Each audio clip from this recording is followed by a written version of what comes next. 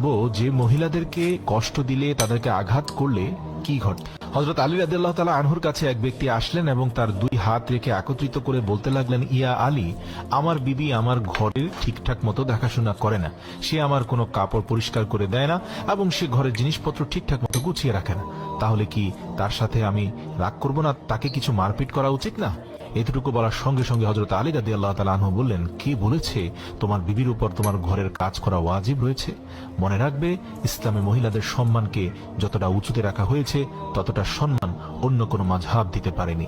আমি আল্লাহ রাসূলের কাছ থেকে শুনেছি, মহিলাদের সবচেয়ে বড় দায়িত্ব হলো সে যেন তার সন্তানকে ভালোভাবে মানুষ করে এবং সে তার সন্তানের দেখাশোনা করে। কিন্তু যদি তার সন্তানের দেখাশোনা করার জন্য তার স্বামীর কাছে সাহায্য চেয়ে নেয়, তাহলে সেটিও চাইতে পারে। আর এখানে তুমি তাকে ঘরের কাজ করার জন্য বলছো।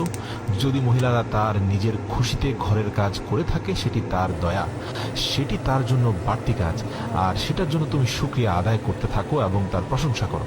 আমি আল্লাহ রাসূলের মুখ থেকে শুনেছি, যে সময় মহিলারা নিজের ঘরের কাজ করে থাকে, সে সময় আল্লাহ রাব্বুল আলামিন ফেরেশতাদেরকে পৃথিবীর মাটিতে নামিয়ে দেন আর বলেন, যতক্ষণ পর্যন্ত এই মহিলা তার স্বামীর ঘরের কাজ করতে থাকবে, ততক্ষণ পর্যন্ত তুমি তার জন্য ইবাদত করতে থাকো, আমি এই সকল ইবাদত তার আমলনামায় যুক্ত করে দেব। সুবহানাল্লাহ।